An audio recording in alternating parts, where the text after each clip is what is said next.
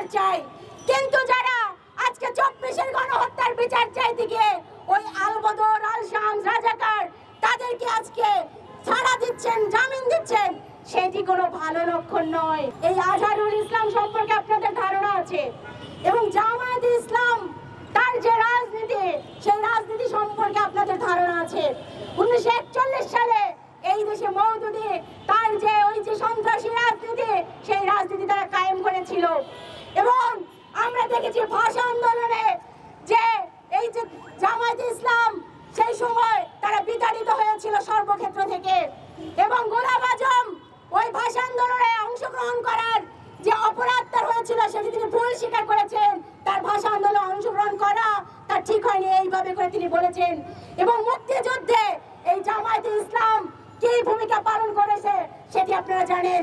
তারই ছাত্র সংগঠন ওই যে ইসলামী ছাত্র সংঘ, সেই ইসলামী ছাত্র সংঘ সারা বাংলাদেশ থেকে তারা বিতাড়িত হয়েছিল মুক্তিযুদ্ধের মধ্য দিয়ে। সংগ্রামী বন্ধুগণ, গা ঢাকা দিয়েছিল 1977 সালে, তারা আবার ভিন্ন নামে তাদের আত্মপ্রকাশ করে ওই বাংলাদেশ ছাত্র শিবির নামে। সংগ্রামী বন্ধুগণ, তারপরে ইতিহাসও আমরা জানি যে কিভাবে করে তাদের হাতে ছাত্রদের রক্তে রঞ্জিত তাদের হাত, প্রত্যেকটি বিশ্ববিদ্যালয়ে তাদের আজকে খুন, জখম, রক্তটা, এই যে রাজনীতি, সেই রাজনীতি আমরা জানি।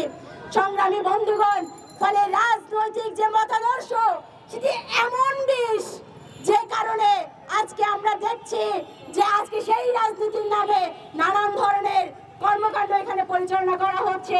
এবং বিশ্ববিদ্যালয়ে যে পরিবেশ পরিষদ, সেই পরিবেশ পরিষদে এই সন্ত্রাসী সংগঠনকে নিষিদ্ধ করা হয়েছিল।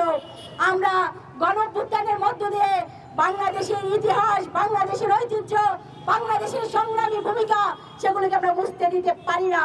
ফলে সেই দায় থেকেই আজকে আমরা এখানে দাঁড়িয়েছি।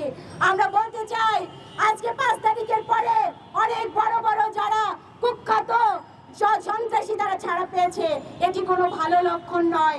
ফলে আজকের দিনে মুক্তিযুদ্ধের যে চেতনা, সাম্য, সামাজিক ন্যায় বিচার, মানবিক মর্যাদা, এবং 24-এর যে চেতনা, একটি বৈষম্যহীন বাংলাদেশ বিনির্মাণ, সেই চেতনার বিরুদ্ধে যারাই যাবে তারা এই বাংলাদেশের গণশত্রুতে পরিণত হবে। ফলে আজকে ক্ষমতা আছে, ক্ষমতার অপব্যবহার করবেন না, এই সমাবেশ থেকে আমরা হুঁশিয়ার করে দিতে চাই। ফলে আজকে আমরা বলতে চাই, ক্ষমতার অপব্যবহার যদি করেন তার ফলাফল যে কি হয় সেটি আপনাদের জানা আছে।